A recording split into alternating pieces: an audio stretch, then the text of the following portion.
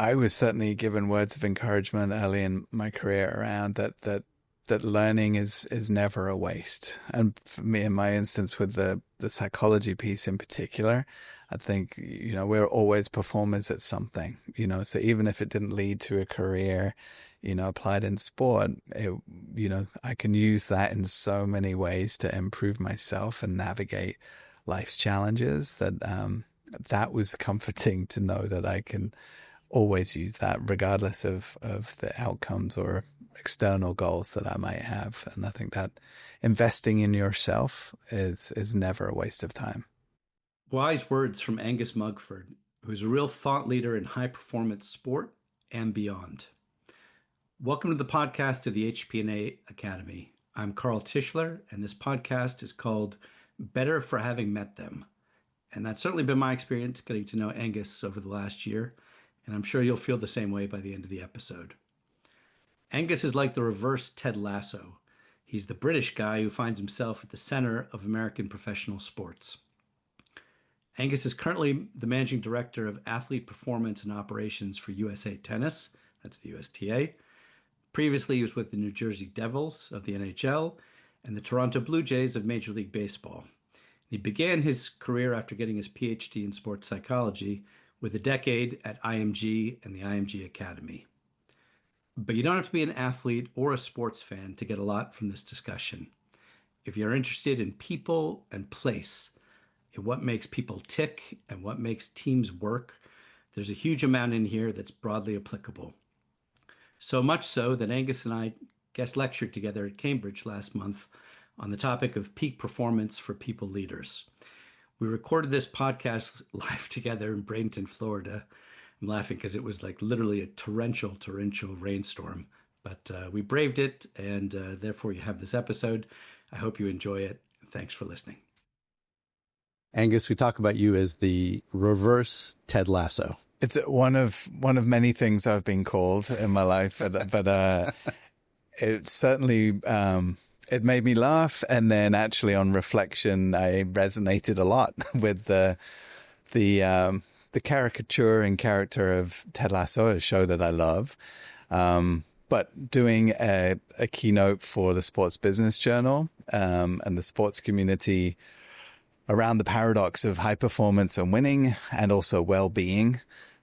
Yet here I was, this guy with a British accent in the front line of American pro sport, unlike Ted Lasso and the American and the British beloved sport of soccer or football. But I think that culture of really focusing on humans and being successful performers in their sport resonates deeply with me. But I have spent the last 10 years, in the sports industry and Major League Baseball and the NHL, where literally I came in knowing nothing about the sport itself. So I certainly thank the bold direction of the president, CEOs, and general managers who thought that was a good idea. But hopefully I've lived up to contributing something and leaving both those organizations in a better place as they continue to evolve and get better. But so I will take that reverse Ted Lasso label as a huge compliment. Well, great. Well, let's unpack all that and get back to Ted Lasso, before we get to the end. You bet. So let's start with the start. I know you find yourself in Kansas as our starting point, but maybe just to start at the beginning, where you're from, what brought you to Kansas in the first place? Sure. Yeah, I'm British, born and raised in Cambridgeshire. So to your point, nice to be back at the University of Cambridge, the executive MBA now. But yeah, I did my undergraduate degree, followed this pursuit and passion around sport, and particularly the psychology of sport. But got a scholarship to go to graduate school at the University of Kansas. So there were a lot of Wizard of Oz and Dorothy jokes. And certainly I knew that Kansas was in the middle of the United States, but I probably couldn't have picked it out on a map very clearly. But it was an incredible experience. I think one of the things that really stood out to me was the nature of college athletics in the United States, I think to people outside of the US is hard to comprehend. So I loved American football, or football here in the US. And I was lucky enough to be part of the NFL Europe program. There's a team called the London Monarchs in Britain. And I was fortunate enough to play in that British development setup. And we, the budget for the entire Olympic Association in the UK was roughly the same as the athletic department at the University of Kansas. Yeah. And so with the level of funding and with the level of performance expertise that went around that, from athletic trainers to dietitians and equipment managers, was just a whole new world. And I think I was really inspired by that investment of what a professional support system could look like, and that there was a space for somebody who was passionate about the psychology of sport, even though at that time it was not really well defined. There were no jobs necessarily in that setup like there is now, but that created a vision for what that support could look like. Right. So that was really, I think, I had a burning idea that these things were important, but America was the first place where I really saw the possibility. It was more tangible and real. So I'm very grateful for my Kansas experience for that. Very cool. And what was the germ of the interest in sports psychology? So you were an athlete yourself, but when were you first interested in the psychology of sport? So I had distinct moments that I remember. I was 13 years old. The year was 1990, and the first watershed experience was watching the England versus Scotland rugby Grand Slam, which any Scottish person from my generation will remember very fondly. I have a lot of Scottish and English battles in my family heritage. I was an England fan and still am. But I thought England were the favorites, clear favorites. And on that day, I'll never forget, as the Scottish players and the crowd sang The Flower of Scotland, there was something about their mental and emotional readiness where I knew Scotland were going to, as the underdogs, were going to win that day. And that, sure enough, they did.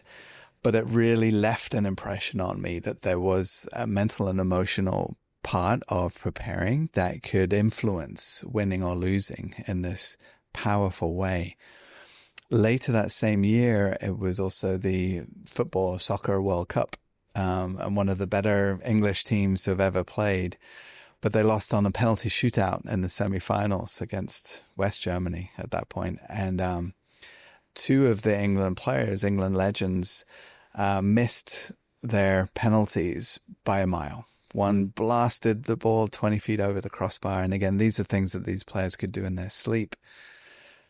And so we had this juxtaposition of, these mental and emotional factors that could drive winning, in Scotland's case, but you could also have them for these poor guys taking penalty kicks, and the mental and emotional state influencing failure.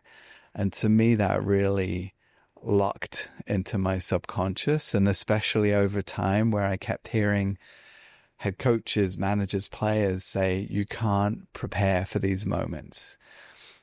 And I didn't buy it. I thought, well, why are some teams consistently good, or some performers are consistently good in these situations? Is that purely genetics and how we're born? And I felt that there was something there about using these as skills and as moments, and how do we prepare ourselves more effectively for that?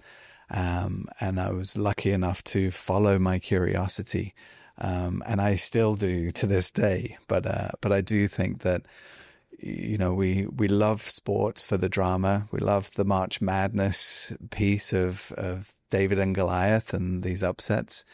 But I actually think it's less about an upset and more about the mental and emotional impact on very equally skilled and physically talented performers in sport. But as we've talked about before, performance is so much broader and deeper than sport. Sport is just measured in a really clear, objective way, where we are performers as parents, executives, and and everything we do in life too. But sports certainly capture the attention in a really powerful way. They do. I guess they provide the opportunity that to illustrate things like you're talking about there. In a way, even if someone is not a sports fan, that you're able to connect to in more popular ways. Yeah. And in America, someone always walks away a winner and a loser. Maybe not in other sports and countries, but the metaphor of winning and success, I think, is a really interesting one. Yeah. And it's really fascinating what you're saying about that seed of that curiosity in sports and psychology and the impact it has on outcomes. Were there any particular coaches or mentors or influences you had at that stage in your life in terms of sports psychology? I think on the surface level, I was certainly fascinated by John Wooden, more so when I went to Kansas, with one of the homes of basketball. But this idea of the most winning coach in college and basketball history who never talked about winning, to me was fascinating. And I had the opportunity as part of my IMG experience, actually doing a presentation and talking with John Wooden's grandson. And he said even as his grandson, he never heard his grandpa talk about winning, ever. And this is like the most winning coach in history, or one of them. And so to me, I thought there was a really interesting paradox that wasn't talked about much, about the process that goes behind that. And so as I explored more around my degree and academics, that question kept popping up. And even to this day, I think the balance between the win and the process it takes to get there. Right. And perhaps more importantly, the flip side of that, the failure. What is failure? What is losing truly? And how much fear and focus on avoiding negatives can impact our behavior too, I think is it's probably not talked about enough, not understood well enough by most. Wow. He's an amazing guy, John Wooden. Anyone hasn't checked him out or read about him, is the most fascinating guy, as you say, as a person, and just really incredible person. So let's dig into Kansas. You arrive there, all the Wizard of Oz jokes aside. How was that experience? How was it formative? What did that? What kind of a platform did that build for you? Yeah, it was an amazing experience. I think I had a great academic experience in Birmingham, but ironically, there was a professor on my first day. We had a cohort of 8 in a joint degree, a double major of psychology and sports science. On that first day, he asked us who was there to be a sports psychologist, all 8 of us. And he said, well, there's no such thing. And you can literally, it was like bursting a balloon or bubble. And we're like, oh, okay. And I think, honestly, my academics suffered somewhat as a result, because I had an amazing life experience in that undergraduate. But it wasn't until I was in the American system where, between seeing this incredible investment in sport and the professionalism of those student athletes and their support team, the professors were engaging in a totally different way too. And I think rather than being elitist in an academic sense, it was really nurturing, and again, partly credit to those particular professors, but I think I felt empowered and supported in a totally different way. And I noticed the difference between that learning environment and how much better of a student I suddenly became. And I think maybe that's maybe underlying aspect of maybe the American and British culture towards academics a little bit too, that was a better fit for me. But I really found that inspiring, and I really started to see things click. I think my maturity was probably also a little higher and better in that regard too. But I think the learning environment I responded to very well in Kansas. And I think one of our commonalities too is I think I started to recognize my entrepreneurial side. There wasn't a structured program, for example, at Kansas. It was on me, what did I want to learn about? And it was on me to develop the relationships or to ask or push for the experiences that I wanted, or to shadow, a professor and ask them questions and take more initiative. And the more I did that, the more I was rewarded. And when I was interviewed by one of the owners of the New Jersey Devils, David Blitzer, he asked about the decision points that had led me throughout my career. And I realized throughout all of the major, job transitions or career choices I've made, I was a builder. I think every job I've had in the last 20 years didn't exist before I had it. And so there was this theme of having to pull things together and develop things. And I think the first place I really saw that and noticed that was, even building my own PhD program at the University of Kansas, that was a collection of professors who all made sense in terms of skills and competencies and the things I was trying to build a pathway towards, but were a collection of people that I was asking to come together. And it's funny how that's played out over time. Those are important skills that I was building. Terrific. It's an amazing institution that lets you do something like that and put it together. It's very cool. And I probably asked for forgiveness rather than permission. But that's the way to do it. But they were very supportive, and wonderful people and a great environment. So I really, really thrived and have a lot to be thankful for there. Right. And as Angus, as you said before, comparing the budget of the Olympic versus, it is astonishing the size of these programs and their investment into sport and into athletes. It's really amazing. I will say the UK has come a long way too. I think it's an interesting parallel for any sports scientists that are listening to. 1997 was also the window after the most disappointing Olympics Britain had ever had. And because of that, they changed their investment and restructured into the UK Sports Institute.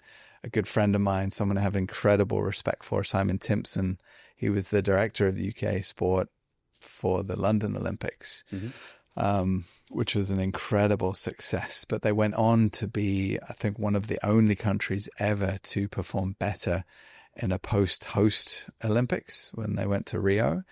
Almost always a country gets a bump, for their own hosting. But the structures and systems UK sport put in have helped them continue to build on that success and punch way above their weight in terms of population and funding. So, but it's funny, that trajectory of, British sport kind of collapsing. I left the country and came to the United States, and but to see some of my peers and how that has evolved over time, and how much the performance space and then conversation about performance has changed dramatically over these last 10, 20 years too. I'm sure that positive trajectory had nothing to do with you personally leaving the country and going to Kansas. I hope not. But no, that's really cool. So you finished your PhD, and what came next? What were you thinking about doing afterwards, and how did that next step kind of happen for you? I love the definition of luck as preparation meeting opportunity. I think Oprah Winfrey was the first person I heard say that, but I think there is a lot to that, even in terms of that evolution of UK sport and the timing of me coming into graduate school and having that curiosity and all the preparation that I hadn't anticipated, and the timing of, I was fortunate enough to get a internship at IMG Academy while I was doing my PhD, which was the most intense 10 weeks of my professional life, I think. Give people some background about IMG. Yeah. I mean, it is an amazing place, but probably not known to a lot of our listeners. Sure. So IMG are a mega corporation in the world of sport, representing athletes from an agency perspective, hosting events, a lot of sports worldwide and TV. But the Academy is this small little dream factory, for want of a better phrase. Nick Bollettieri was the legend, and we'll talk more about him, I'm sure, but a legendary tennis coach who had this vision of developing champions together. At that point in time, in the late 70s, early 80s, tennis very much an individual sport. Coaches would be one-on-one with players, and it was all really spread out, very private, individual industry. And he had this revolutionary idea to bring all these competitive players under one roof and to create that competitive environment for these players. And he had Andre Agassi and Jimmy Arias and Monica Seles, in these early kind of groups, and just an incredible production line of these number one all-stars in tennis, all here in Bradenton, Florida. But IMG as a corporation saw the benefit of representing athletes and holding these events for them to shine. But also as their agents, they could now also have a place for them to train and to also sign the youngest and most hopeful future stars. And so it really became a hotbed for not just tennis, but also golf and also soccer. Yeah. And now they have 1,500 athletes, aspiring to the pros. That obviously the reality is, most are finding their way into great college programs, but certainly the history and alumni list of incredible stars that have come through that place is amazing. Yeah, it's an impressive place. So you were able to get a gig there, a 10-week gig while you're doing the program? Yep, a summer internship, leading mental performance sessions for kids who are coming off courts or sweaty from the Florida sun, and then having to listen to some English guy talk about the mental game. And it was like a boot camp in attention. As our boss and mentor at the time, Trevor Moad, he would talk a lot about edutainment and how do you provide insight, knowledge, skills, but in a way that captures attention and is entertaining. So I learned an incredible amount. And when I finished my PhD, I was lucky enough to get a full-time job there within weeks of finishing. So hence the lucky aspect of timing and preparation. And I was there for 12 years at IMG, working there, and had an incredible time. And was your focus primarily on tennis players, or were you working at that time, or were you working with athletes from different sports? So primarily that my role was working with Nick Bollettieri and the head tennis coaches there to provide the mental performance for the whole tennis program. And in fact, when I arrived, Maria Sharapova just won Wimbledon, and at 17 years old. And so we had this massive influx of these young, 10 to 12-year-old girls coming from Eastern Europe and the UK, ready to be the next Sharapovas. Right. But I was also involved in a lot of our other sports. So, I was catching balls for Alex Smith, the quarterback, who went number one in the draft in 2005, I believe. Mm-hmm. So it was like a fantasy camp every day of these different athletes, and and helping them along their journey, as one piece of a giant puzzle of coaches and support staff there. Mm.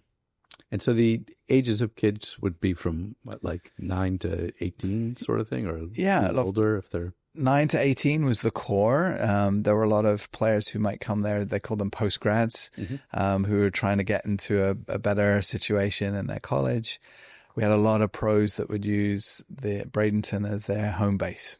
So, for a lot of tennis pros especially, and they would have a base there and they would travel to tournaments. We would have a lot of players coming in from the NFL or NBA in the off season to use a warm weather workouts. Probably helps that Florida also has no state income tax. So all sorts of benefits of having a hub here.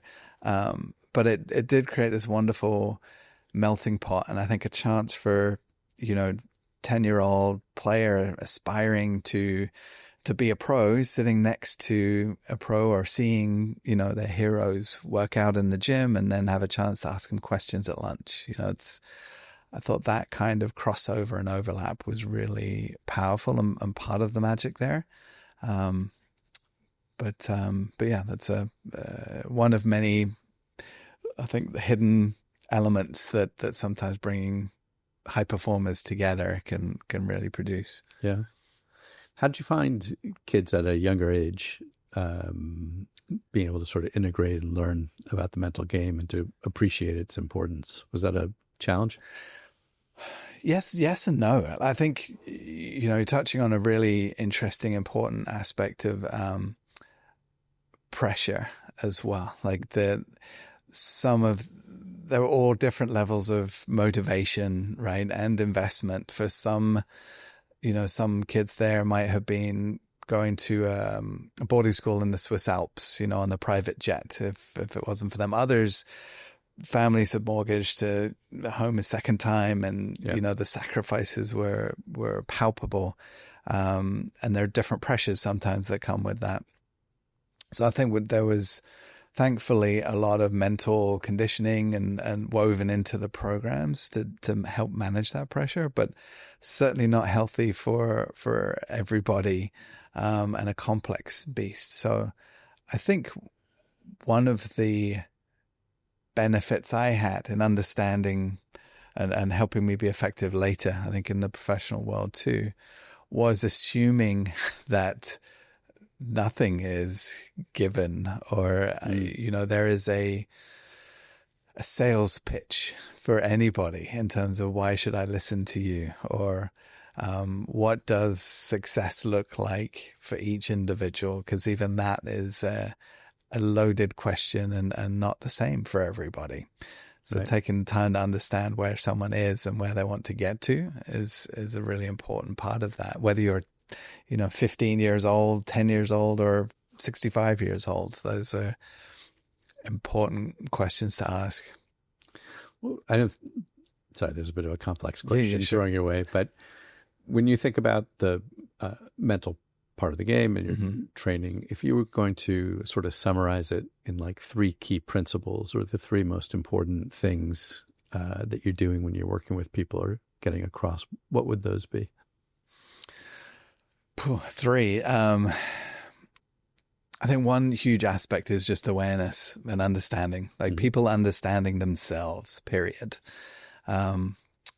Sometimes that's what makes you successful. What are the things that you do when you're at your best, and actually being more consciously aware of what are those things.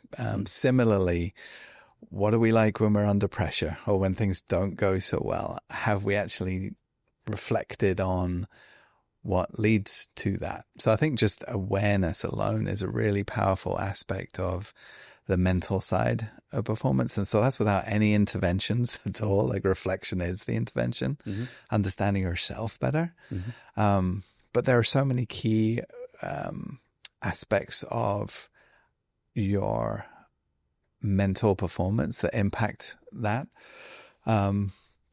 That can be broken into, motivation. It can be broken into concentration, into confidence, into resilience or mental toughness, or composure. And so how you start to look at those traits and things as skills is a really beneficial aspect. I had mentors that would talk about it as a mental game plan.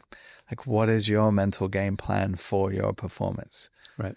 What is the context? The sport like golf, very different from a sport like ice hockey. Right. So what is going to determine success and failure more? What are the skills that are really important? And just like having a physical or strength and conditioning program, what's your mental program? Like, Right. what are the skills you're sharpening every day to be better at that? So I think awareness and then that idea of having a mental game plan, you know, and sharpening those skills or being strategic about getting positive reps, because you know, repetition builds strength. You know, if we're repeating, you know, bad habits, we get really good at those. So the more deliberate we can be about, you know, developing positive repetitions, you know, the better we're going to get at those. So I think I'll probably compartmentalize into two buckets of thoughts, or encouraging people to be curious around those two things. Yeah, amazing. It's so interesting because it seems to talk about it in a sports context, so kind of, as you're saying, obvious or clear that you have your physical skills that you work on and you have your mental skills, et cetera. But that it's changed. I mean, that was not so obvious 30 odd years ago as a thing. So it's interesting to see. It's interesting also, as we were talking about, to think about that then playing forward outside of sports, right? And getting your executives in a company or in a startup or whatever it is, also to be realizing, hey, it's not just your, you know, Excel skills or your others. It's like there is this whole package of mental skills that are there to help. I think that's one of the most fascinating things, is to ask non-athletes, what is your sport? Like, and when you go to work, or, you know, you're going about your daily routines, what are the parts of your day where you feel you're performing? You know, and even as a parent, I think it's one of the things I really realized that's helped me is like, when does my kid most challenge me? Or like, Right. What is it about my day I find really challenging? Or, and not necessarily challenging in a bad way. You know, it's when I know I'm crushing it, or something goes really well, like unpacking that and like, what was it about that? And how can I do it better? But I think that's a really fun part of talking with executives or people who are really good at what they do, or they're really in a really challenging environment, and helping them unpack the aspects of what makes it hard, and are there ways that you can make that better, or be more consistent in how you approach that successfully. And it's like you see light bulbs go off. I think a lot of the time is people are, you know, unconsciously competent. They may not be able to articulate what it is or why, they just do it. But to dive into that more, and actually people, I think, get a lot of insight and, you know, more consistency by really being more aware and more targeted about how they approach things, which I love. I think that's a really exciting part of what I like to do. Yeah, it's fascinating, isn't it? And that whole area of, I say executive, but it could be I'm just using that as a general term, but as executive, as athlete, or as performer. It doesn't have to be a sports performer. I think you get the same thing. We talk about it as sports psychology. I kind of think of it as like performance psychology, whether that's absolutely, you know, playing a musical instrument or ballet or whatever, you know, lots of other areas, but with that commonality of a focus on performance. So those areas of awareness, as you're saying, and then of building skills around them are very central to what we're doing in the academy, also pushing in that same direction. So you had this great opportunity that led to 10 odd years at IMG. What came next for you, and how did it come about? Sure. Yeah. So I guess one of the major shifts I had at IMG was shifting away from sport into more military setting, ironically. So an incredible program called the Preservation of the Force and Family, which, you know, as sadly as we know, you know, special operations community have been the tip of the spear in the war against terrorism for decades. And I think justifiably, as Admiral McCraven and SOCOM understood the wear and tear this was having on our humans, people. And we don't know what that level of exposure, does to people. So trying to have a really comprehensive operator or human-centered program that could support them both. They had a program specifically on human performance, behavioral science support, but also family support and spiritual support. They called it a pro athlete model. Even really, I would argue at that time there was no pro athlete model, but they created this incredible system, and I was fortunate enough to help support some of the human performance managers during that time and hire people on the performance psychology side. But coinciding with that time was when I met Mark Shapiro, president, CEO at that time of the Cleveland Indians, and who had a similar vision for taking that comprehensive support system and bringing it to Major League Baseball. And I spent a day with him. I didn't realize at the time that was essentially a job interview. We were just talking and sharing about these different worlds. But again, I guess it's this reverse Ted Lasso piece of understanding the human factors that go into supporting and growing people. And Mark's vision was very clear from a team like Cleveland that had no business, going pound for pound against the big teams and big markets and big budgets. Mark had always been an innovator and on the front of development. And how could they develop players as assets and resources that could grow into being these big stars rather than buying as a free agent. And his vision was to have a year-round development support, not just a spring training complex like every other team, but a development hub year-round so that after the season's done, players would want to come. And at that point, a lot of them were coming to an IMG or to an Exos in Arizona, and wanting to build that in-house. And, very strong sports medicine, very strong strength and conditioning in baseball at that point, but not necessarily together or combined. And so someone who could be non-threatening and build a bridge between, these departments, but add, dietitians and really modernize a very traditional game at that point. And he wasn't scared off that I knew nothing about baseball, but had me meet with everybody on staff. And ironically, he got then recruited from Cleveland after starting as an intern at Cleveland and 26 years later, leaving as the president, with an incredible family tree of general managers and leaders in baseball. But he was recruited to Toronto, the Blue Jays. And I'm very proud of the fact I was his employee number one, and learned an incredible amount from him and Ross Atkins and that whole experience where I was for 7 years. Amazing. I guess if we can step to meta for a second, Yeah. just to give our listeners a bit of context about it. If you take a major league sports organization, Yeah. can you just talk us through what each of from sort of a functional standpoint, Sure. what each of the different divisions or functions are Yeah, inside an organization? absolutely.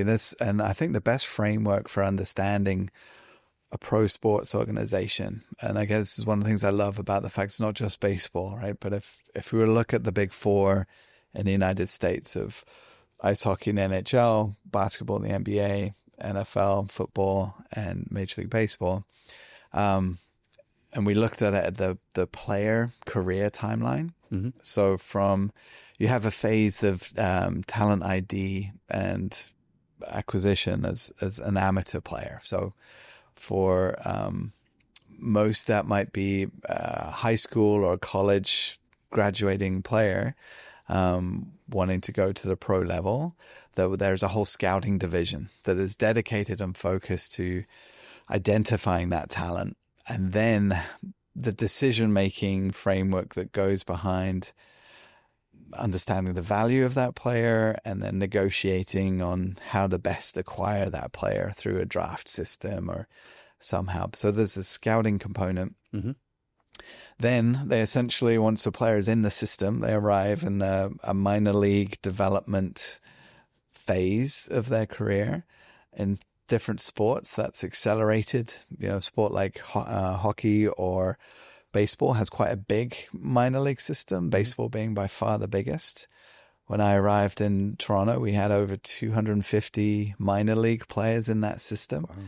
So you might only see, 25 or 9 players on the field in a sport like that, but there's many more behind the scenes. And even in hockey, we had about 70 prospects essentially in that system, all with different contract status, but there's a whole pipeline behind that. And so understanding how we optimize that, that's usually in the development or minor league system. There are coaches, integrated in that. And then ultimately, there are also coaches and a performance system at a major league or an NHL level or an NFL team. And those guys often have a lot of power and influence. But there's also a side of that organization too that's on a minor league or more development side who mirror the resources, but usually at a smaller scale. Then there's an aspect of pro scouting.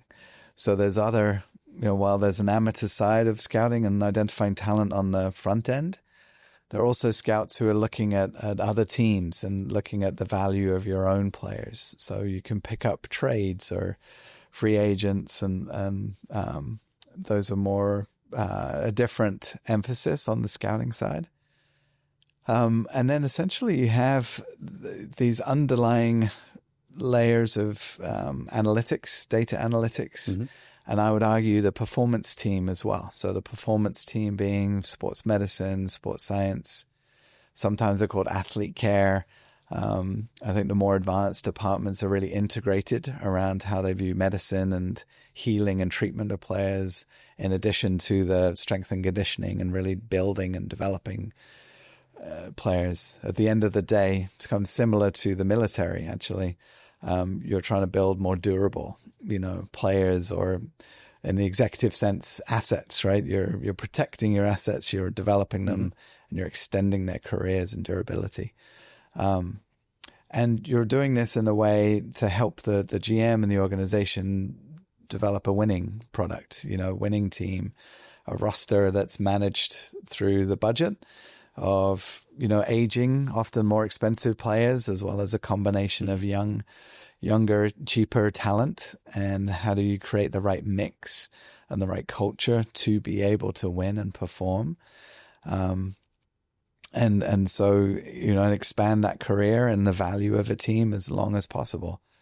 So the 4 buckets being, talent ID selection, the skill development, the winning team, and then the durability and sustainability of that are these 4 pillars, I think, of the GM's decision-making that they're trying to make to bring championships to an organization or provide value and revenue through team and fan base, however private equity or the ownership, whatever they're valuing and defining as success. Usually those things are related. Right.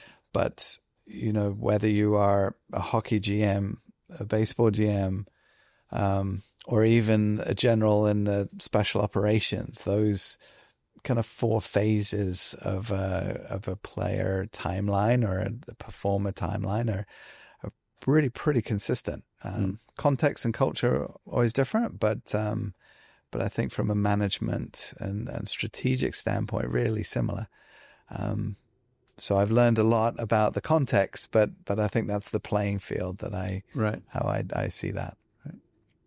So at the Blue Jays, what would a day in your average working life have looked at if you just were to take a sample, for instance? You bet. Well, I think the evolution of us as an organization changed a lot over the 7 years I was there. We had a tremendous amount of change in my first couple of years culturally, but I think we were also part of the data boom. So as much as Moneyball shifted sport between analytics and scouting and how players are valued, I was part of the data revolution when it came to technology measuring performance in sport. And how do we use that to help coach players better, or to maximize the value of players we already had?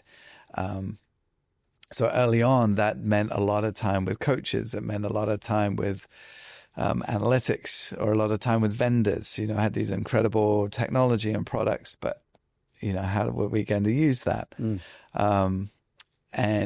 But a lot of my time was with our performance staff, so with sports medicine, strength and conditioning, and a lot with our player development team and coaches to help that collaboration. And as an example, I think one of the more simple but effective strategies we had was, everyone wants their slice of the pie, meaning like whether it's time with a player or time on a schedule or recognition for their impact. But we really try to split the day into how you prepare, how you compete, and how you recover. Mm-hmm. And everybody had an influence, an impact on preparation, not just how you ate and what you ate, or what you lifted and how you physically got ready, or how you mentally got ready, but how did that individual and how did collectively we need to get ready each day. And so creating a common language for people to realize, we're all supporting the player, and it's about the player, not about us. Those philosophical shifts and alignment was a really key part. So I found myself spending my days around a lot of different stakeholders in that. And I know I'm going down the rabbit hole here, but I'll continue going from. Go ahead. There is the wonderful just comparison and contrast of multidisciplinary versus interdisciplinary. And to me, the difference is that a multidisciplinary team is when you might have 10 experts around a player with 10 programs and 10 goals. Right. And an interdisciplinary team is those same 10 experts, but one program and one goal. Right. And that doesn't sound like a big difference, but it is all the difference in the world. Yeah. I think shifting people from different places and understanding that those programs and goals differ with each person depending on where they're at and where they want, and the level of complexity it takes to have a more collaborative focus and work environment is huge. So I learned a lot going through that process and culture change, and credit Mark Shapiro so much for the role leadership played in helping that system come to fruition. And but it's an organic living being, right? I think culture never stops. So how that influences, ways of working and culture change especially is massive. You talked about the evolution of, in this case, the Blue Jays over 7 years. When you think about the shift in operative culture of the place, were there any major things like done by leadership in particular that you think really stood out as things that help shape the culture? Well, culture is obviously one of the buzzwords you hear, and often I think it's accompanied by an eye roll of people. I say, sure, but it's so nebulous. The best definition I've heard is culture is what you do and why you do it. Mm-hmm. And one thing that really stood out to me from my whole experience there, honestly, was Mark Shapiro's clarity and emphasis on being a values-driven organization. And it wasn't until that was operationalized and I really saw the impact of that I swore that would be something I would want to take with me, everywhere I would go after. And we went through my focus on the first year was really helping support Mark and Ross with identifying what those values were in as collaborative a process as we could, but then really operationalize that with the staff and with each of the departments over time. And that was incredibly powerful.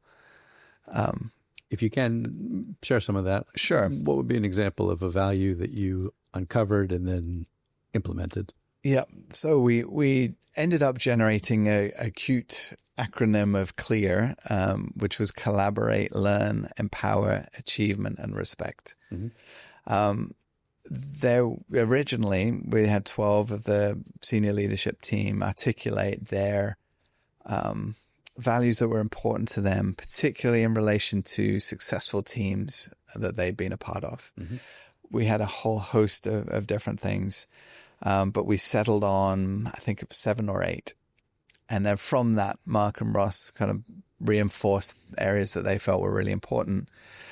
But we then went back and we did a survey across the organization. And I think one of the things that really came back to us was just the impact of involving everybody. You know, not everyone wanted to say, but the impact of being asked and asked for feedback was significant. Never been asked before, that there was a transparent process. There was a discussion around it.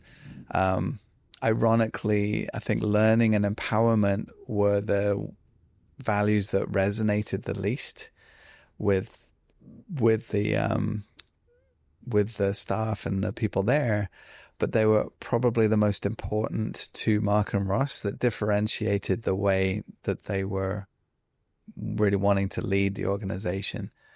And Ross ultimately was the one who landed on the mission statement, which was simply to get better every day.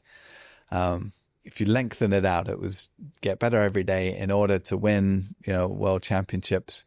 And then even business and marketing added to that over the 3 years and celebrating with fans across the nation. Toronto being the only country supported team.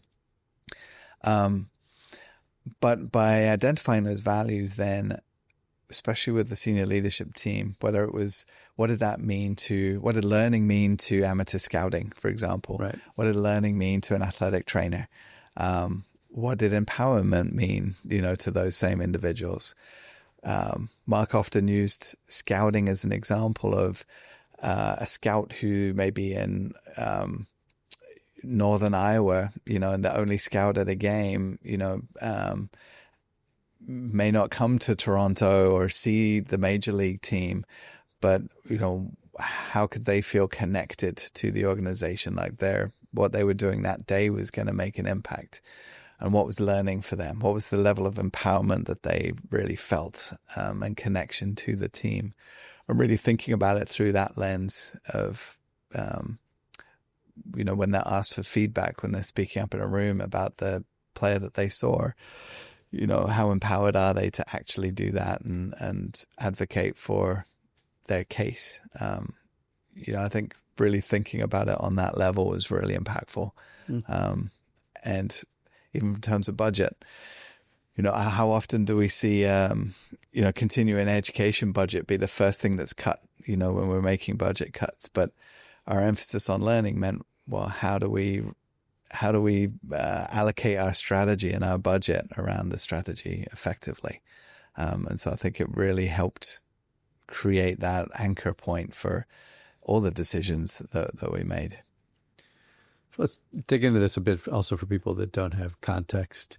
So the Blue Jays play in the American League East in Major League Baseball. Yeah. But you have 2 monstrous teams there. The Yankees, who I consider monstrous just generally, being from Boston, even though I'm not so much of a Red Sox fan. But you have these 2, colossus teams in there, an unbelievably competitive division that you've got to compete in. And I know we talked a little bit about it before, but it'd be great to hear about like what the Blue Jays' approach was to competing and how and where you find competitive advantage. Absolutely. So it's funny that there was, just like I alluded to with I don't think everyone was bought into the idea that learning was an important piece implicitly for what we were doing. But part of Mark's vision was the AL East is so ridiculously competitive. 5 teams, and you have 2 of the biggest sports franchises in the world, let alone baseball, and the Red Sox and Yankees. We're not going to outspend those teams. Only two teams can go through at that point to playoffs. So you had to find other ways of being better. And so that was part of the mantra and mission is like, in order to win, and to beat these teams with deep pockets, we were going to be the best learning team and players and coaches and staff in baseball, period. And I think what that helped create this clarity over why learning was important, and it's linked to winning. But that it also created this competitiveness too, a sense of urgency of what can we do today, that part of that get better every day. But for me, one of the most compelling quotes I've ever heard was actually from a Dutch economist, I believe, Arie de Geus, about winning is the only sustainable competitive advantage. And I think we've been living in this era of kind of post Moneyball where, the impact of using analytics with scouting was starting to normalize over teams. And so it's finding that next edge of where is the competitive balance going to swing outside of an owner with more money coming in. Right. And you could argue that, the LA Dodgers perhaps are the new Yankees and evil empire and paying for a lot. But to give credit to those teams too, they are also investing more in their R&D. They're investing more in player development. And I think that's the exciting phase of private equity coming into pro sport the way it is now, is that they are looking for more professional operations and looking for where these small, levels of improvement can make significant impact on winning or on ultimate performance. But it is this edge around learning. Like, how do we evolve? How do we look at what we can do and improve that I find so exciting, both from a human standpoint, but also a system standpoint too. Right. So learning, I feel, as a word, sometimes can get a bad rap because people can have the connotation that it's learning as this nebulous thing or just for the enjoyment of learning, obviously, which is fine. But you're talking about it in a very applied sense. Would you possibly give an example of a learning initiative or a tool or something that you did that really helped the Blue Jays get better every day? Sure. I think you're just so right. I think learning as a word can get labeled to academia, to a school or a classroom. Mm-hmm. We built an incredible development center in Florida for the organization. And I think when we were talking about creating a building that let our values live, we were very thoughtful about each of those values. So if we say learning, what does learning look like within a building, an environment we're creating? And immediately a lot of people think classrooms, right? And so it was really thinking about, well, what do we want learning to look like? And so the nature of being able to take our technology and research and embed it to where players train, both in terms of our weight room, but also what were the facilities on field or, applied research labs. How could we take, research and into the sport environment more? Similarly, less about classrooms and more about collaborative spaces where we could have access to video or encourage people to gather together rather than into their separate offices and silos. So I think that to me was big. The difference between a book club, reading about something versus dialogue and challenge around concepts and using feedback, out in the hitting cages, and to talk about things that do and don't make sense, and how do we, evaluate that. But it really, for me, it was the culture of learning. And something that I learned from NASA as well, and talking with the people there, the effort they had to put into dealing with failure, and normalizing failure as an important aspect of learning. And I think especially in pro sports where there is some toxic toughness and psychological risk, let alone psychological safety around your status of being cut from the team or contract not renewed. Many people on 1-year contracts, crazy level of tension and pressure. And you're asking people to learn, which means that they're failing, and how do we reframe that in a safe way so that we're encouraging people to take risks and contribute? And so I think the importance of the environment and the culture around people to be able to be safer learners and risk takers is a huge aspect of that that's often overlooked. Just picking up on this point about, you're mentioning about NASA and failure. For people that don't know baseball, like in batting terms, if you fail only 70% of the time, like you're in the Hall of Fame. Yeah. It's just a sport that it's all about failure, basically. And that's part of the process. We talked about you coming to baseball from IMG and quote unquote not knowing anything about baseball. I'm sure you knew a lot about baseball, but what was that like to come to a sport that was not familiar or comfortable to you? And secondly, when you just reflect on your time on baseball, is there anything specific in the game or germane to it that is particularly applicable for either learning or just more generally?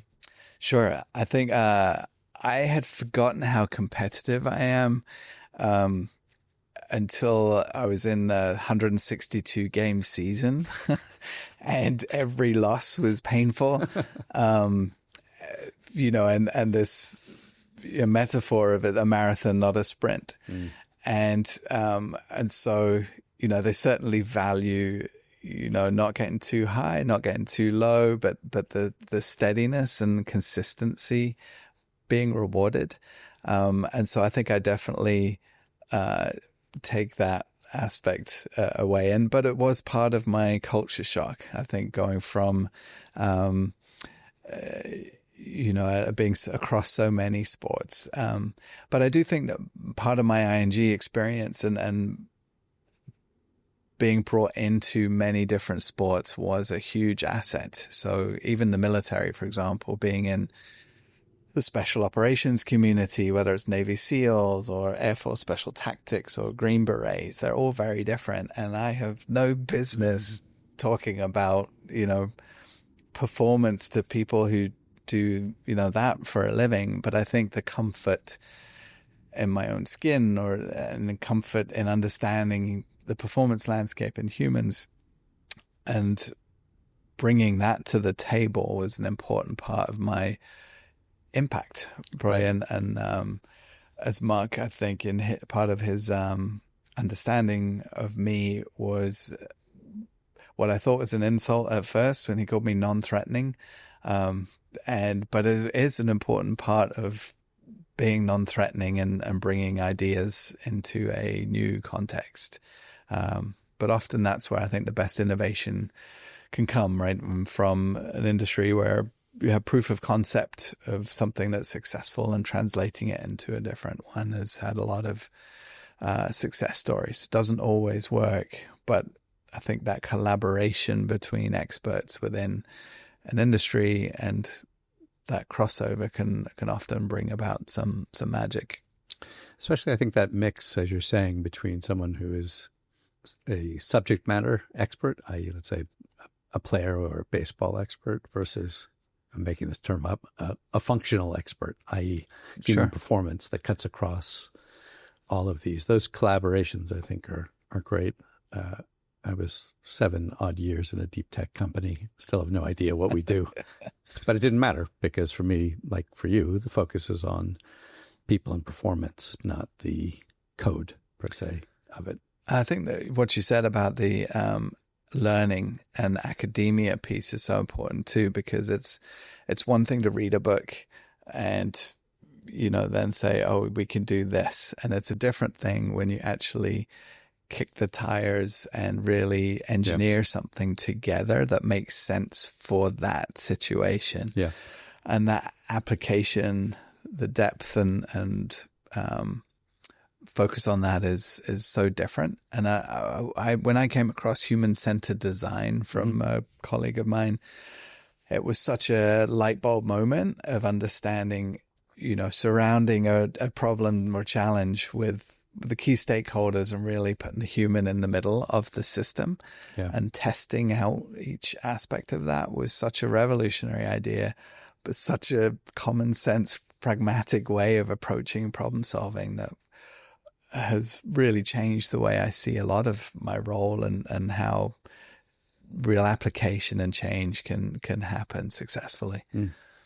It's fascinating when you were speaking before about the development center down in Florida that the Blue Jays designed, and having that made me think about, like, in startups or scale ups, when you move, like, the design, obviously, of the headquarters of the place that you're working is so incredibly important on it, because it's that intentionality around it can make such a huge difference. And like you were saying about bringing the analytics or whatever, like, onto the field and into the places, I think is such a powerful thing.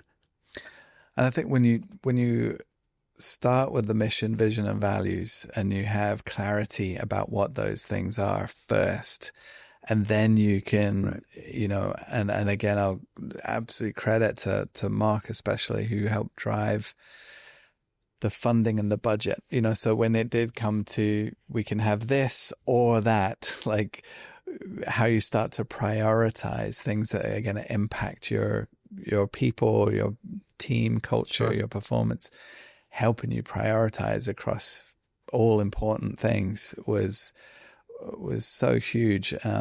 Having the values help navigate that, and really challenging you to get down onto the floor level and see what are the implications of having a door there or not, a glass window or a wall, like the metaphor of putting up a wall between departments, right? And what that means to collaboration, or how people, where they walk, Google, they have a wonderful approach of, I think, never being more than 150 feet away from, like, coffee or tea station, and the amount of natural collisions that are created through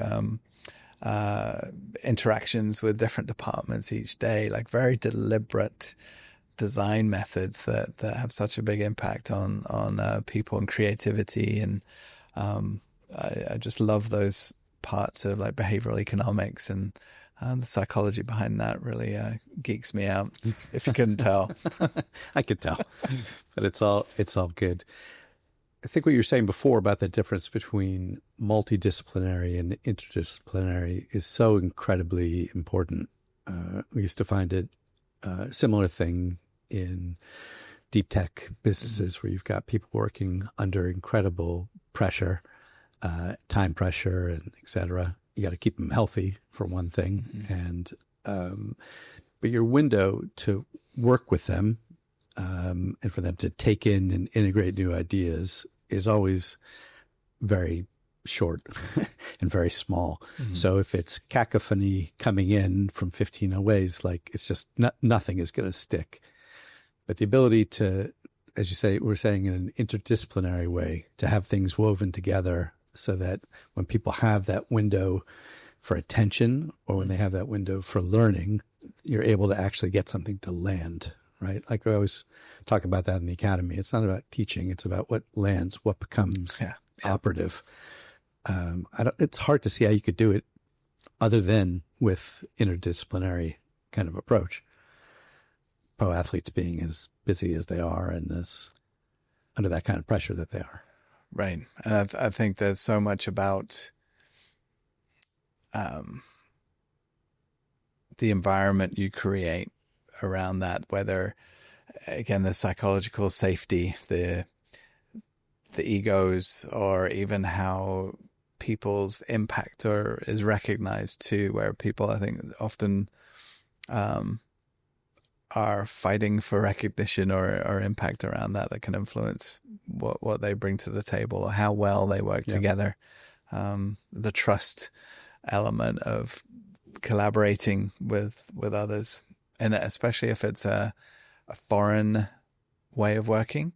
Or I think one of the other issues we really hit a lot, which I imagine would be in the technical world for you as well, is the languages. And so for a medically trained person compared to a strength trained person compared to a dietitian, right, let alone on the sports side, right? And we would often talk about finding a Rosetta Stone. You know, where are the common, what's the common language that we can start with in talking about a player's program and what the implications are? Because often, especially for non-medical people, especially, it's such a big barrier, a barrier to entry, right, into a conversation or understanding a program. And so trying to create better language around those is a really key part of what we were trying to build. And it's fascinating because also on top of all of those challenges, you've got like literally the language in terms of people, English, for instance, not being people's native language, plus just the different way people are wired and how they communicate. It's layers and layers of complexity. So to be able to get, again, the message through the key things to help people be able to take care of themselves and perform better it's an art. Yeah, art and science, art and right? Science together, And that's why I do think that the values piece keeps coming back, right? Is when you can identify and even hire people with an alignment of philosophy or an idea or vision. It's so much easier to then have those conversations, right? About, you know, where are the tension points or where are the barriers and how do we make it easier, especially, you know, in a leadership role. How do we remove the obstacles and remove the barriers for people to engage at a better level? Right. You know? So it certainly sounds like those 7 years in the Blue Jays, that's really an exceptional sort of organization. It's a place where you want to go and work, basically. Just talking about the role of exceptional people, Ken Ravizza. Yeah. So let's talk about Ken for a second. I bought a book, I don't know, maybe 10 or 15 years ago called Heads Up Baseball. I haven't myself played baseball in 40 years. I was never that good at it. But for some of the reasons we're talking about, the long seasons, the nature of it, I just have always seen it as such a rich seam of learning and understanding about sports psychology and the different elements to it. And I can't actually remember who, but someone many years ago said, you got to read Heads Up Baseball by Ken Ravizza. Which I thought was just amazing. And I've had the chance to listen to a couple of podcast interviews with him, but I know you had the chance to meet the man himself. So I would love to, if you don't mind, telling the story of meeting him and your experiences with him. Sure. Like if there was a hall of fame for sports psychology, applied sports psychology, Ken is at the very front of that line. And I think not only was he one of the best practitioners that, you know, the field has known, he was probably an even better human. His sense of humility and playfulness was off the charts, and I feel very fortunate to have had him in my life and know so many people he's impacted. You know, literally, I told you about him, such a rock star at the sports psych conferences. It would be standing room only. You know, trouble walking through the room with so many people wanting his time, but he was always so graceful and giving of his time. And especially, I think, to the graduate students and the aspirational practitioners early in their days, me included, that he always sought to provide feedback and guidance or even encouragement. He is one of the legends of bringing psychology into baseball at a time where it's very unforgiving and very traditional to have this individual, and it's similar with Charlie Marr and Harvey Dorfman too, of real legends of the psychology of coaching and players in a sport like baseball is incredible. But I'll never forget his generosity, and sadly he's no longer with us. But his legacy lives on in the number of people he impacted, in a very pragmatic, humorous way. One of the best and craziest examples was his porcelain toilet that he would put in the dugout, For flushing after mistakes. Flushing after mistakes and coming back to the dugout, letting it go, and just these very simple, visual, meaningful methods. But he really lived that too, and inspired a lot of people. Amazing. You were saying before about baseball being, almost by its origins, such a harsh and unforgiving game, which it definitely is. I think one thing that's so fascinating is the impact, as you said, that Ken Ravizza or Harvey Dorfman and others have had in adding the mental part to the game, but adding that part that says, hey, you know what? High performance, and a big part of it is being able to pick yourself back up after resilience. That if you're only harsh on yourself and only driven, like that's actually not high performance. Well, it makes me come back to my origin story, I think, of where I struggled when I saw the England missing those penalty kicks, or Scotland, before that huge rugby game, and the mental and emotional readiness they had to win. That it was these, you got it or you haven't, like the aspects or the importance of the coach's team speech at the beginning, these things that were talked about, but no one could really put a finger on. Well, how do you do that? How do we show up better under pressure? How do we motivate a team to success? And these kind of common myths. But I think in sports like baseball, it has such a strong tradition and this idea of toughness and being vulnerable enough to ask for help, or to even to ask yourself, is there a better way? I can train my mind in the same way that I train my body. And I think even now today, especially post-COVID, our vulnerability and our willingness to acknowledge our mental health is equally as important as our physical health. Definitely. And so how are we being more proactive about developing our skills, ability to manage life? It's a whole different conversation now than it was even 5 or 10 years ago. So I think that space is continuing to change and evolve in a good way. But I do think that the Ken Ravizzas of the world helped shape that conversation in sport, where everyone knew, to your point of hitting 3 out of 10 in baseball is the Amazing. Hall of Fame feat, right? But so people intuitively knew managing failure was a really important part of success, but it wasn't something that was talked about, or people weren't necessarily vulnerable enough to, really emphasize that. But you're also getting teams that are investing more, right? And what are areas of opportunity we can support. Right. And so it's become more of a common thing now. Granted, there aren't many Ken Ravizzas in the world, sadly, but even the impact of his books like Heads Up Baseball and so many others are important resources, and good that people are now, I think, more willing to have the conversation about it. Right. I mean, it's really also on this point that you can be both driven and self-compassionate. I mean, that's a real bugbear. People often say self-compassion. Oh, it's kind of gets a bad name, like learning. Well, that means being lazy. And it's like, it's not that at all. In fact, we use in the academy, we use a picture actually of Derek Jeter dropping a ball. It's my anti-Yankees thing maybe going through. But just to talk to people who are, I call them civilians, i.e. not pro athletes or whatever, about, if pro athletes reacted the same when they make an error, the same way we react when we make errors, that'd be the end of their career on the spot. Mm-hmm. And that ability, a la Ken Ravizza, to flush it, to move past it, and to understand that that's both at the same time a high performance thing and it's a self-compassionate thing. right? And that beating yourself up doesn't get you anywhere you want to go, basically.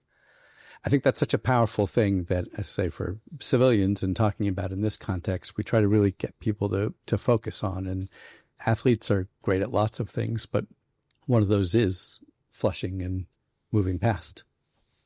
I couldn't agree more. I think, it's funny when my kids even see professional athletes or on the stage, or we see them at the end game, right? We see them performing in games, especially in those clutch moments. What they don't see are the hours and days and years that they have been spending for those moments, and it is the when we talked about repetition builds strength, the deliberate practice, the reps, the pressure that they've already gone through to those moments is that iceberg, right, of understanding performance is not just about the result and the outcome, but a diligence and emphasis on the process. And I think that's sometimes the breakdown we have as executives or whatever roles we're going about, is understanding how important the habits are.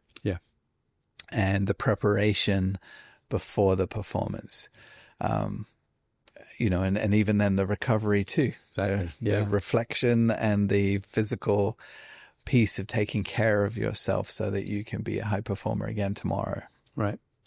And you were talking before about the example of the athlete on a 1-year contract and what that's like. And here you are in this super stressful situation where at the same time you're trying to be open to learning, which means getting you out of your comfort zone. And all you're trying to do is get into your comfort zone so you can perform higher. But I see that a lot with executives that are also in transition, right? They're in between, they might not be in between jobs per se, but they're at a point of reflection. And to make that transition usually means opening yourself up to learning and discomfort. I think it's a tremendous skill to be able to do that. It's a great, muscle to build over time, that ability to push yourself to continually be uncomfortable. Yeah. To grow. Totally agree. And I think there's a massive other trust element too of, how is that person doing their learning? What is the leader, is their environment supportive of that or not too? What's at stake? Right. There's so much context that goes into it for that individual, but I think especially in a leadership role, understanding that and what levers could be pulled to help create more trust for that person to take a risk, and benefit from that. But certainly that's something, even with my children, I'm trying to foster that same curiosity and growth mindset, approaching things as a challenge, rather than a threat. Yeah. I see it in them, with how they're approaching school or, and it's funny how we build these patterns early, that can develop throughout our lives, and sometimes hold us back from being right. as successful as we can be. And sometimes they're the things that really help us thrive. But, wouldn't it be wonderful if we could be more proactive and right. and take charge of that ourselves? I think that's a powerful thing. I think a lot of us, if not everyone, maybe by nature or by default, is fixed-minded or tends to fixed-mindedness. And I think one of the things that has been interesting over the years to watch is people's development. You can build the muscle, so to speak. You can grow. There's a great, speaking of baseball, book by this guy, Frank Bettger, who was a minor league baseball player who got cut from the team.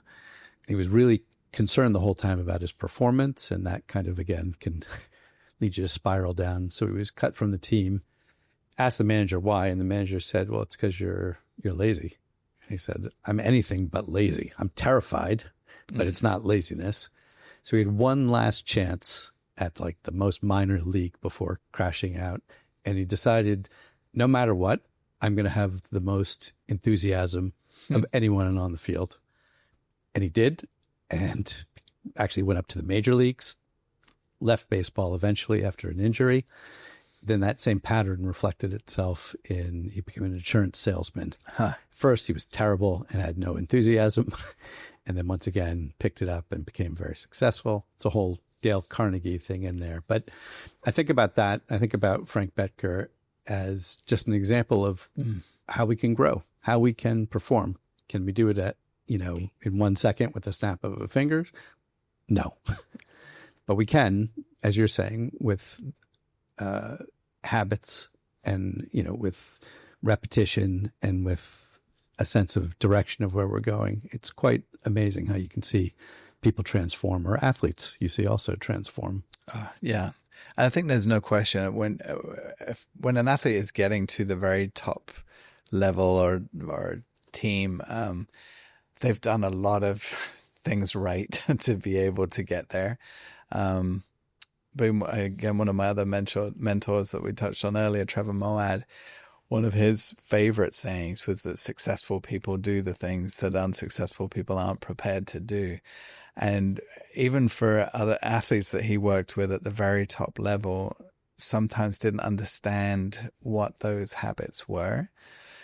But to really dive into those daily routines and using them to start this self-fulfilling prophecy of success, and particularly how people prepare and how they recover. It's not even talking about the performance side of it, but the thoughts that we are using just as much as, warming up your body. It was this, this analogy of warming up your mind too. And what are you feeding yourself with self-talk, and how important that these things are that we usually don't pay any attention to.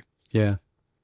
So also no longer with us, Trevor Moawad, but yeah, it's funny. You lived and worked with these people. For me, I was, either on the other side of a video screen or doing it, but I've read a lot of his stuff over the years, and I think that quote about successful people doing what unsuccessful people don't want to is amazing. Yeah, he's really a amazing guy. So we finished there for 7 years with the Blue Jays.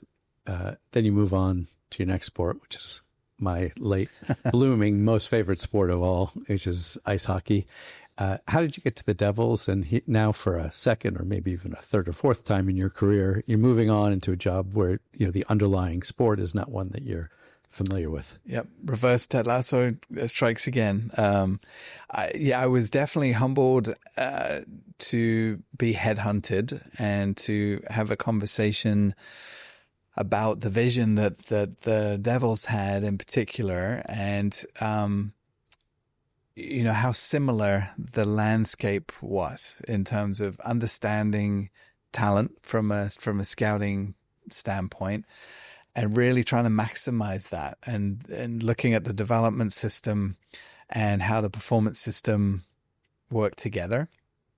Hockey, much like baseball before, was pretty siloed, different experts, but not necessarily working together, strategically. So the vision they had was to help support the GM and the team around allocating the resources to players and then bring these departments together.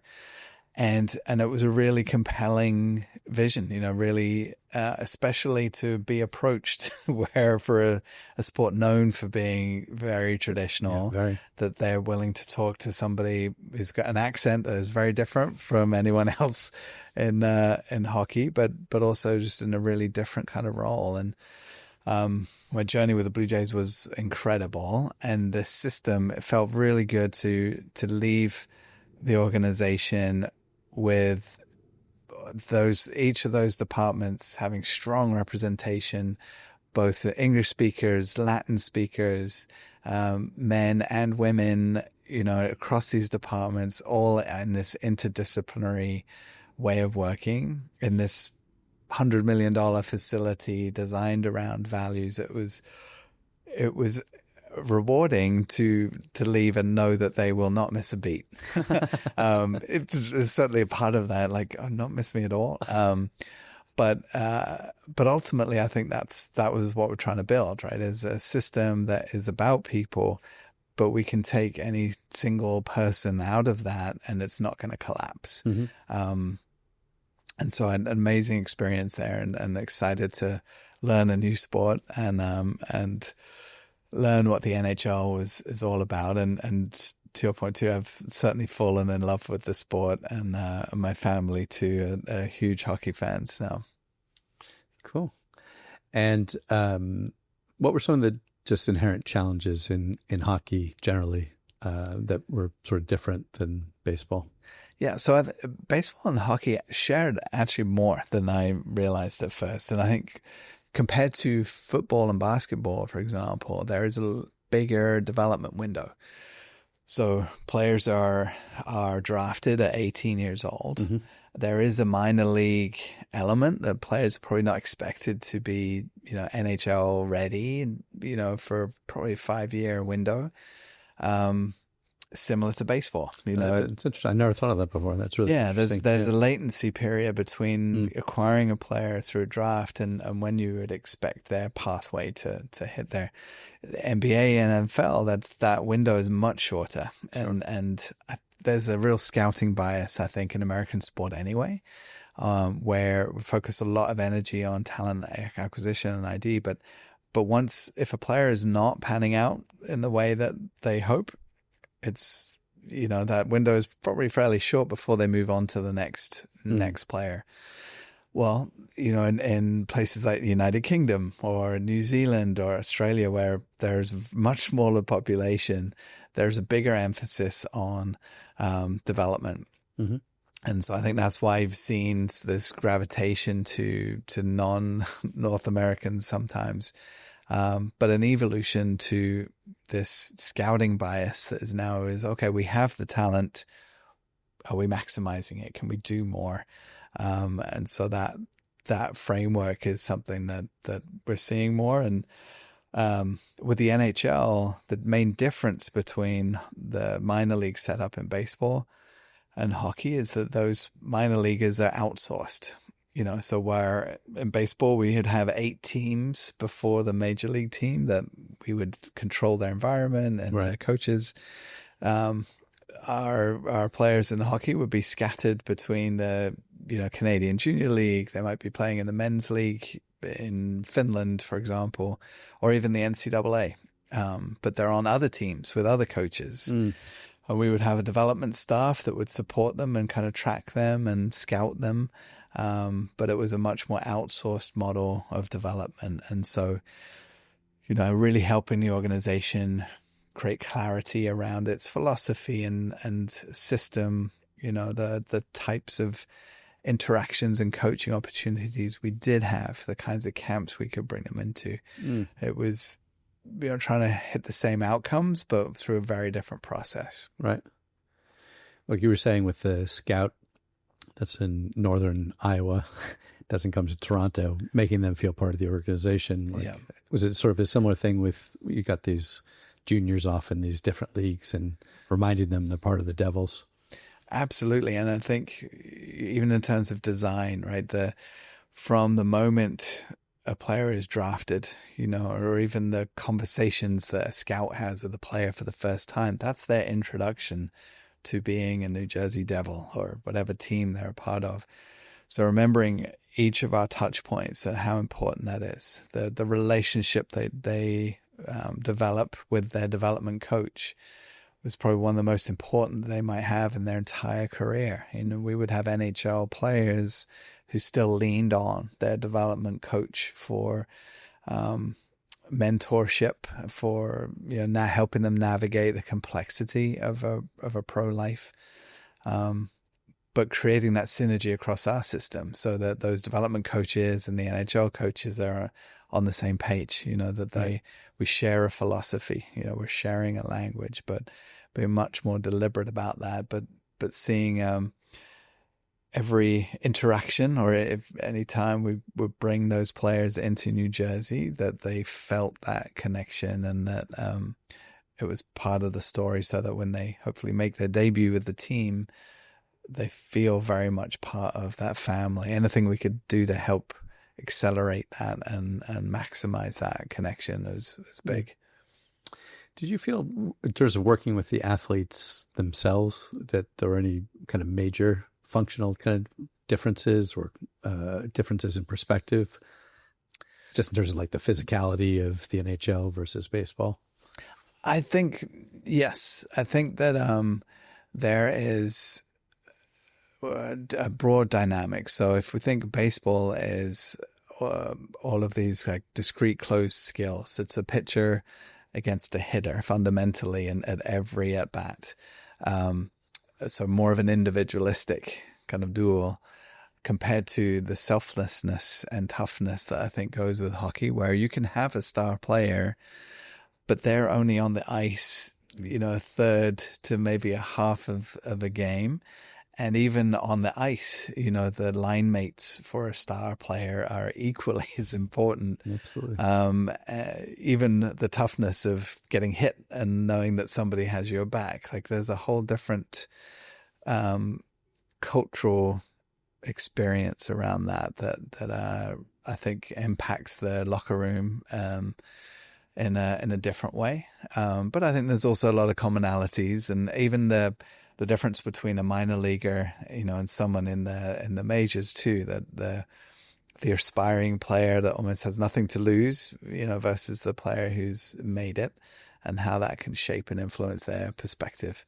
And why, a lot of the best players I've ever seen continue to have a growth mindset, that maximizes their career, way beyond. But I think as soon as sometimes that growth mindset shuts down or closes down, kind of spells the end of something, right? Yeah. The very best are usually the ones who are looking to continue to get an edge. It's interesting with, because it was last night that Ovechkin just went past. Incredible. It's amazing. Apparently in the same number of games.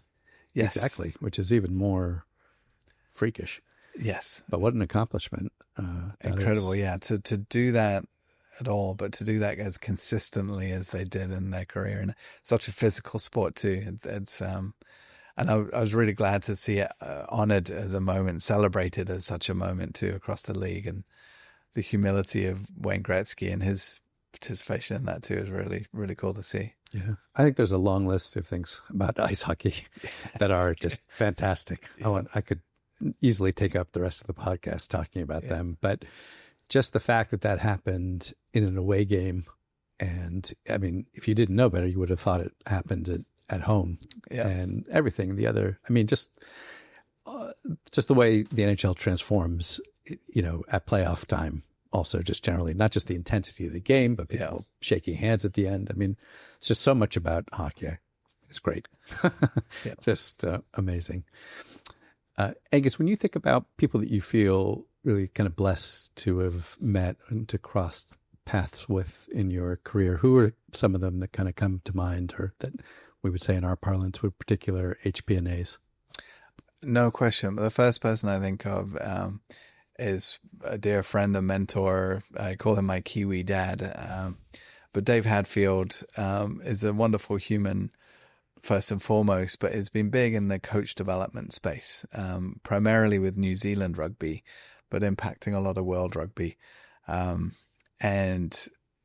100%, I think something I've seen a lot in the Kiwi and New Zealand culture, like they're a country of 4 million people, or at least that's the last data I saw on that, and 40 million sheep. Yet this is a country that's dominated the world for over 100 years in the sport of rugby. And the fascinating thing to me about that is that a lot of the emphasis is around this humility and embracing of learning and competitiveness. And I think there's so much we can learn about that. And I had the opportunity to talk to Sir Graham Henry, one of the most famous All Blacks coaches, and he resonated a lot with this idea of humility as the foundation of learning. And I thought that was such a wonderful insight about our curiosity in a landscape of sport where there is so much about winning and losing and competitiveness that it's the zero-sum game of, for me to win, you have to lose. And, you know, Sir Graham Henry and the All Blacks culture, they had frame it as the no dickheads policy rather than no assholes. But I think there is an important element around that, around humility and respect. Similar to hockey, rugby is a game where guys might be fighting in a game, but they're shaking hands and having a beer after the game. Yeah. And I think that high-performing, non-asshole vision is something that I really resonate and see in that particular culture. And I think Dave Hadfield's blessed me with a lot of insight and friendship and mentoring around that. But I do see that from the Mark Shapiros of the world too, you know, who've taken that into a different environment, and an incredible, authentic leader who cares about humans first, but scaling that to a system, an environment, to a business. And I think that's a really interesting balance, you know, of being human and relationship oriented and focused, but to apply it to a system and to a leadership and a team, I think is a rare thing. So those are people that certainly stand out to me that I've had the pleasure of spending significant time with. Good. And are there any athletes that you particularly respect or admire? Or I didn't spend a lot of time with him, but I do think that Russell Wilson exemplified that. Before, he has obviously had an incredible career as a player, and the primary time that I spent with him and Trevor Moawad was before the draft, you know, before he was the sensation that we know, but seeing the way that he conducted himself, seeing the way that he would influence others, was really impressive. And so it's easy to reverse engineer, you know, knowing players before they've had success, and attribute that success to him. I wonder, had he gone not to Seattle and someone like Pete Carroll and gone to a different system, would he have been as successful? But I do think that he is one of those people that his attitude and his mental performance was one of his huge weapons that he had, but also as a good human. Well, I think, and just for people that aren't familiar with Russell, I mean, he's remarkable, obviously, in his success, but remarkable also because if you compared him to the 6'5" quarterbacks, is he under 6 foot even? Yeah, I believe he's right around there, but certainly smaller than a profile would tell you makes a good quarterback for sure, and was a real underdog, and having any kind of career, let alone a really successful career and winning Super Bowl. Yeah, there's a lot of really interesting interviews you can see between Trevor Moawad and Russell, which are really great. And I heard Russell give a really moving kind of obituary to Trevor after he passed away. Maybe it gets also to this humility point also about willingness to learn and respect for people that have taught you things, and I guess gratitude. It's really a poignant thing. He seems like an amazing guy. And as you say, certainly not one that you would have picked to win, and maybe arguably to our kind of overall theme here, someone who made learning and habits, an advantage, a competitive advantage for themselves. No question. I think that those kinds of habits are the things that help people lengthen their careers too. You know, looking after the body once it's slowing down and harder to compete, and keeping a mental edge, and we saw that from the likes of Tom Brady too, who maybe it'd be more difficult to get along with others at times, but I think he exemplifies that high challenge and high support mentality and approach that I think is really important. We can set a high challenge, but if we have low support, we're setting people up for failure a lot of the time. And I think a lot of great leaders are those that expect high things, but they're also very supportive of the people around that too. Right. So we've been blessed to have a long and great conversation here about as it relates to professional sports and coming up through it.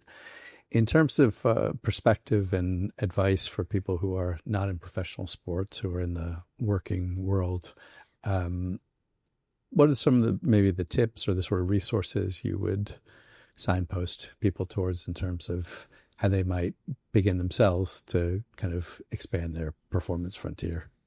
Sure, and I think maybe I alluded to some earlier too, but I do think awareness is one of the greatest gifts that you can have, and you have many of the answers already. And so I think sometimes just a few questions can help untap that, when you're starting out and thinking about what are your performance challenges, or when do you feel like a performer, and even explore that difference between when you're really successful and things are really going well.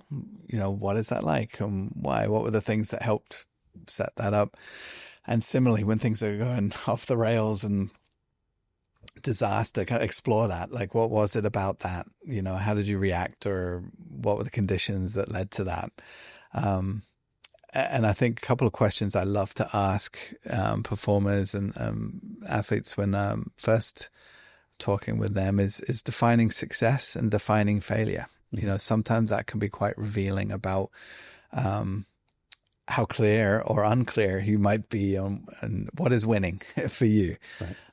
And what is losing or failing, and starting to see the implications of how much you control around that definition of winning or success, and how does that potentially affect you.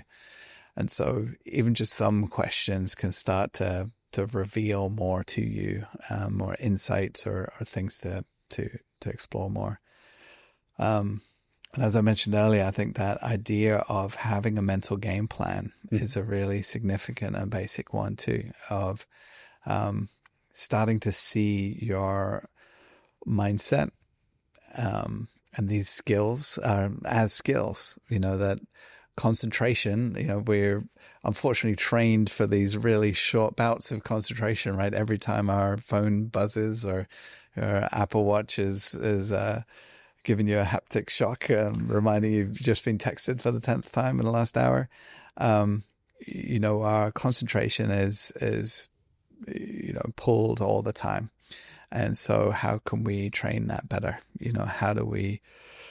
How can we stay connected to the present moment? And I think that being able to stay present is one of the more challenging skills we have now, but it is a skill. So are we creating time and opportunity for us to really practice that? I think there are many like that. And I think controlling the controllable is another one of Trevor Moawad's favorite go-tos. But it's so true when we think about how many things are outside of our sphere of control.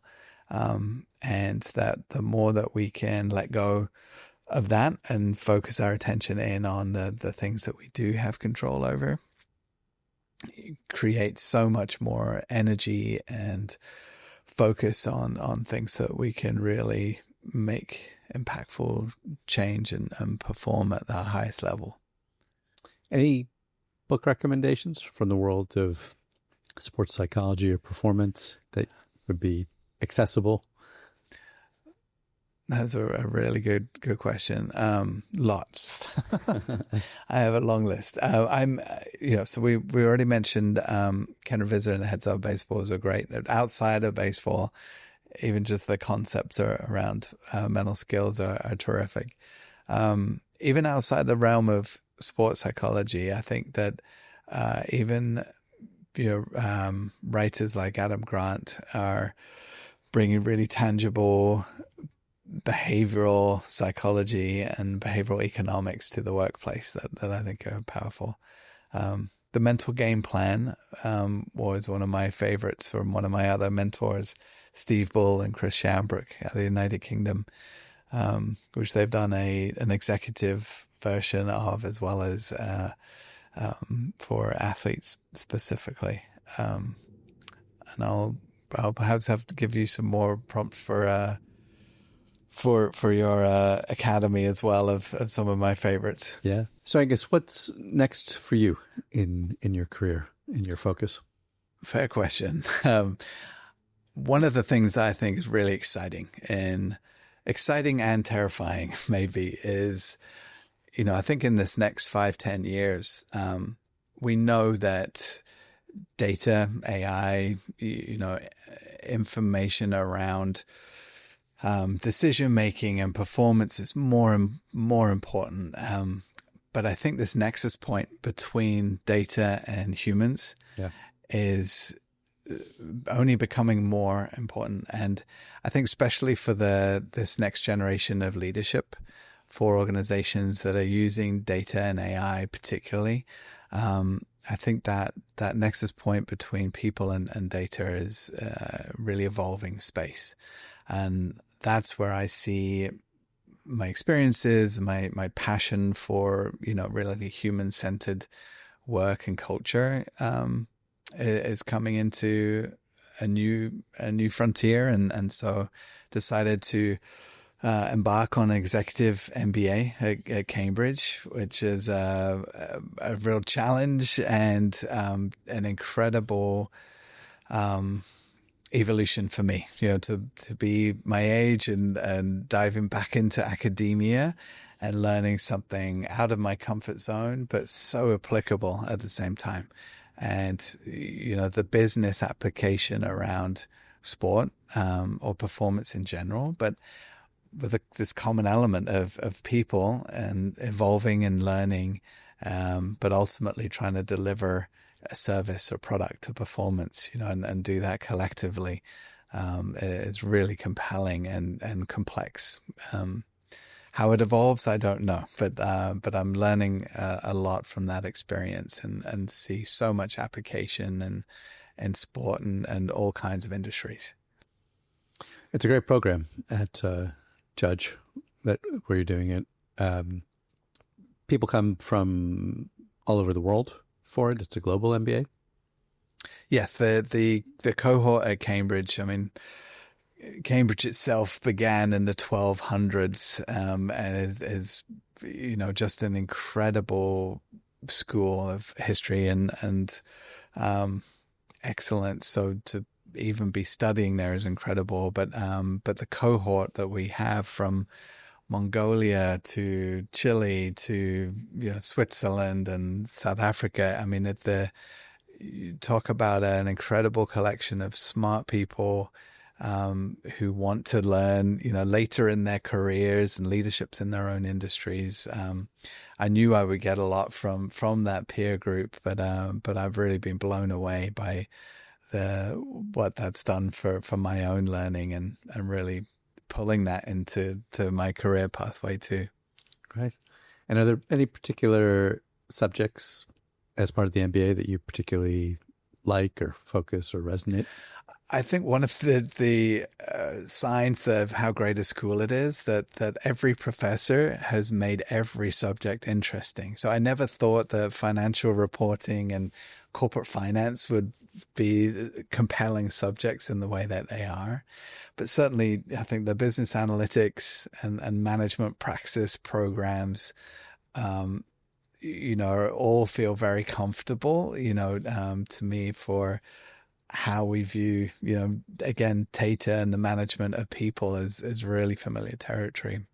Right. Whereas maybe that corporate finance and financial reporting are skills that I'm developing now.